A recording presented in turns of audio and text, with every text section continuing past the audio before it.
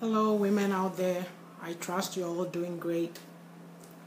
Hey, today I'm here to talk about cultivating your inner beauty. So, this weekend on Saturday, I was at the Edmonton Natural Hair Show. My oldest daughter, dragged me there. She went to the show 2 years ago, so this year I decided to follow along. So, you know what? For me, it was quite the thing to see so many black women in one room sporting their natural hair. I tell you, it was a sight to behold. It's very beautiful, very lovely. Like you have braids, you have locks, you have natural hair, just all kinds of styles, textures.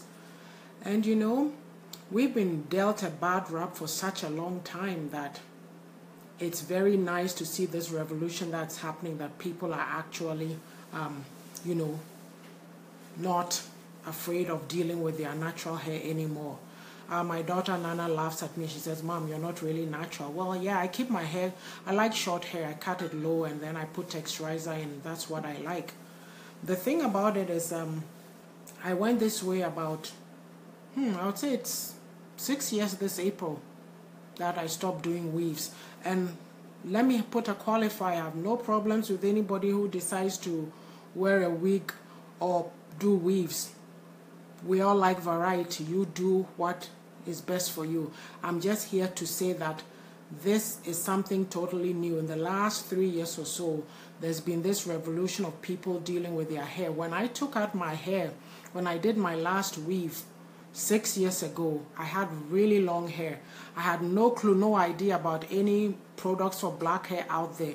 You know that Edmonton is far removed from, Edmonton is not Toronto or New York or Vancouver or even, those places where there's a big black population where these products are easy to find. So lo and behold, I just chopped it all off. If I knew what I know at the time, if I knew what I know today, maybe I would have hung on to the hair, found the products and dealt with it, but I just like short hair. But anyway, all I'm trying to say that it was very electrifying, very invigorating.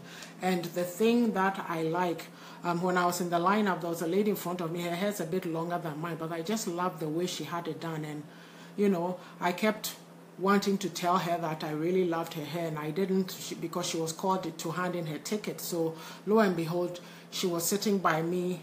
When we went to sit down, she was sitting by me. So I complimented her. That's the thing that we women need to learn, to compliment each other.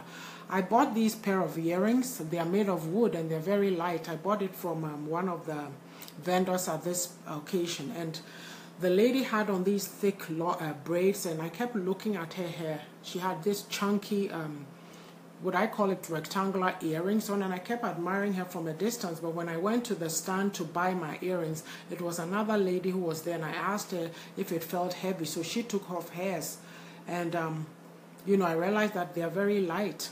So anyway, the other lady, when we were in the lineup buying our lunch, she was behind me, a few, behind me. So I did compliment her. I just feel that, I've had funny incidents of, as black women, sometimes we don't know how to be gracious, and I'm not slamming anybody, it's just the truth. Sometimes people act weird, If somebody looks good, tell them they look good. It's okay. It's not taken away from you. It's a sisterhood thing, If you're lovely, somebody's put something on, they look nice, be gracious, compliment them. You don't know. It's not like I'm not saying that we're focused on this outer beauty, but hey, you own yourself. You have your outer part and your inner part. So you need to own yourself. There's nothing wrong with being confident and dressing up and looking good, but the focus should also be on the inside. So for me, if I see people and they look nice, hey, it's okay to tell them. You'll make their day. So anyway, the thing about it, like I was saying, for myself, right, personally, I don't think it's liberating to not have to deal with hair or chasing after somebody to do your hair, like every 3 months or whenever, 2 months that you have the weave, and then you start thinking, oh, who am I going to call? Who am I going to be able to get? It's a whole production. You buy your weaves, then you have to go pay somebody to put it in. No. Right now, all I have to do is cut the hair. I pay to have it cut, and that's all, period. I buy my texturizer, do it myself, and I'm cool.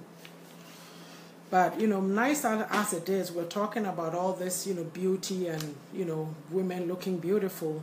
My focus is that we need to also put effort in cultivating our inner beauty.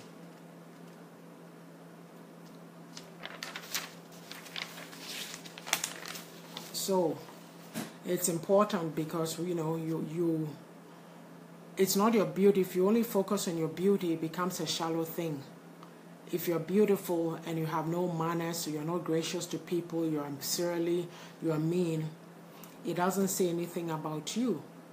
I think sometimes we as humans, we're too focused on looks.